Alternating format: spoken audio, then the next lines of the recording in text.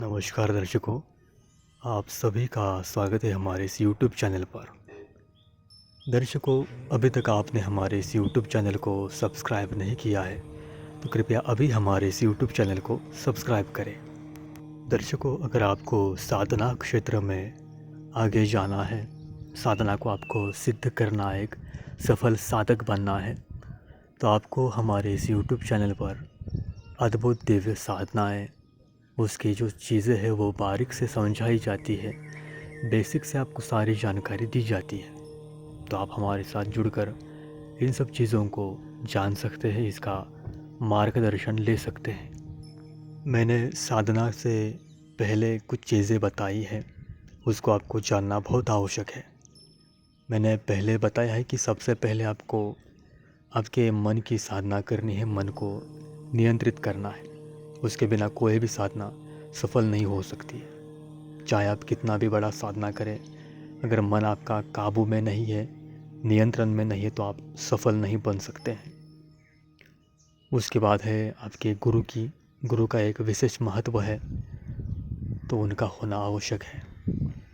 तीसरा बताया है मैंने कुल देवता के बारे में। कुल देवता के आशीर्वाद के बिना, सहयोग के बिना आप आगे नहीं जा सकते हैं। तो मैंने इस बार आपको पितृदेवता के विषय में बताया है। पितृदेवता की साधना क्या होती है, पितृदेवता कौन होते हैं, इनका महत्व क्या है, इनकी साधना कैसे की जाती है।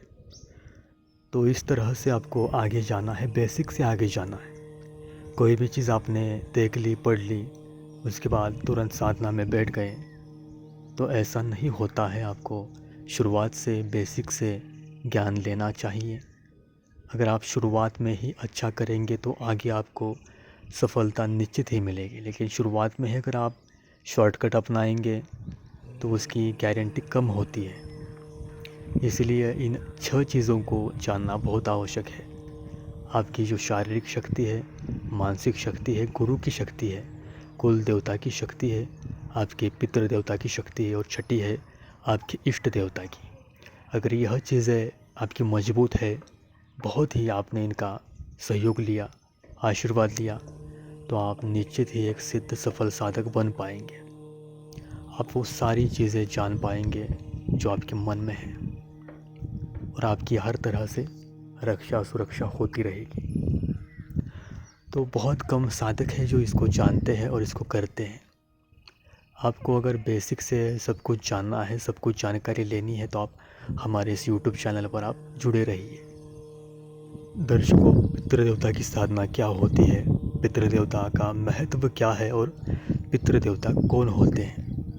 दर्शकों, पितृ अर्थात हमारे पूर्वज है, जो हमें अपने कुल का जो दायित्व है वो हम पर सौंप देते हैं।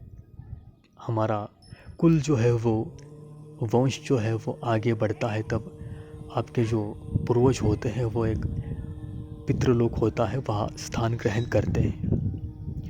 अगर पूर्वजों का आशीर्वाद अच्छा है, उनका आप पर कृपा है, तो आप सफल होते हैं।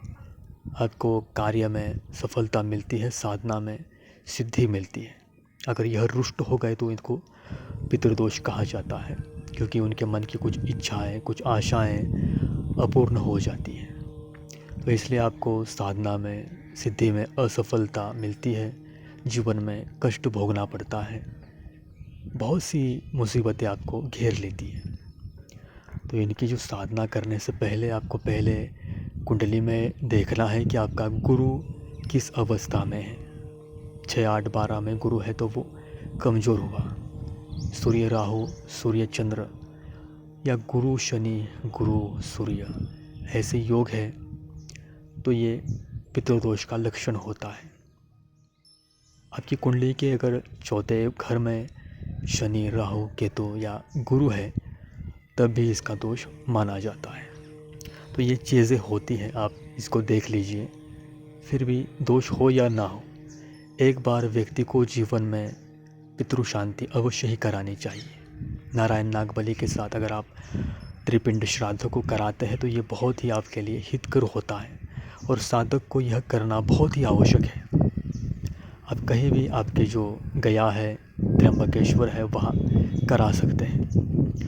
इसको करने के बाद आप रोज़ इनके नाम से भोग दीजिए।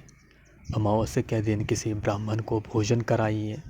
भगवान शिव जी का आप अभिषेक कराते रहिए, उनके नाम से श्राद्ध कराते रहिए। तो इस तरह से आपको सेवा करनी है।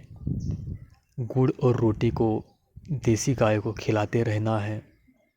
जो पक्षी होते हैं उनको जो हरी मूंग दाल होती है या फिर पीली मूंग दाल होती है उसको डालते रहिए। तो ये जो सारी चीज़ें हैं ये आपके लिए बहुत ही आवश्यक है। इनकी जो साधना है वो इसी से पूर्ण होती है।